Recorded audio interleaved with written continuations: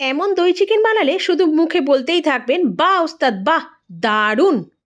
চিকেনটা এখানে সুন্দরভাবে আমি ধুয়ে নিয়ে তার মধ্যে দিয়ে দিয়েছি হাফ চামচ আদা বাটা, হাফ চামচ রসুন বাটা, 1 চামচ মরিচ গুঁড়ো আর একটু সাদা তেল দিয়ে ম্যারিনেট করে রেখে দিলাম প্রায় 20 মিনিটের জন্য।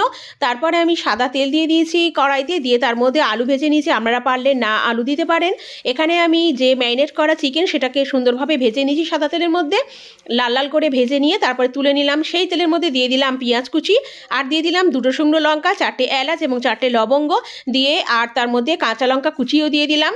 দিয়ে 1 চামচ আদা বাটা, 1 চামচ রসুন বাটা দিয়ে সুন্দরভাবে নাড়াচাড়া করে তার মধ্যে দিয়ে দেবো এবারে 1 চামচ মৌরি গুঁড়ো, গোটা মৌরি এবং 1.5 চামচের মতো ধনে গুঁড়ো দিয়ে সুন্দরভাবে এখানে নাড়াচাড়া করে নেব। নিয়ে আমি এখানে কাজু বাদাম ভিজিয়ে রেখে দিয়েছিলাম, সেটা আমি সুন্দরভাবে বেটে এর মধ্যে দিয়ে দিয়েছি। দিয়ে ভালো করে নাড়াচাড়া করে যখন তা থেকে তেল ছেড়ে দেবে সেই সময় চিকেনগুলোকে দিয়ে দিতে হবে, ভাজা চিকেন এবং ভাজা আলুগুলোকে। তার উপরে দিয়ে দেবো নুন, সুন্দরভাবে নাড়াচাড়া করে নেব। নিয়ে খানিকক্ষণের জন্য রেখে দেবো, দিলে তার মধ্যে থেকে জল বেরোবে নুন দেওয়ার জন্য।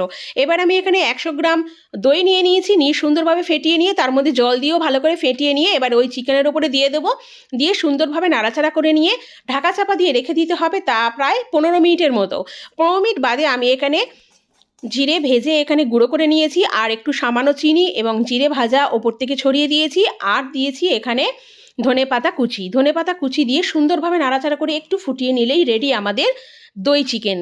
দারুণ স্বাদ, মন মাতানো স্বাদে হলো এই দই চিকেন। যদি রুটি, পরোটা, লুচির সাথে খেতে পারেন দুর্দান্ত লাগবে। শীতকালে একদম গরম গরম রুটির সাথে বা পরোটার সাথে দিয়ে দিন, দারুণ লাগবে। বাড়িতে অতিথি এলে অবশ্যই বানান। আর কেমন লাগলো রেসিপিটা অবশ্যই জানাবেন কমেন্ট বক্সে। আর অবশ্যই চ্যানেলটা সাবস্ক্রাইব করে পাশে থাকার অনুরোধ রইল। Thank you.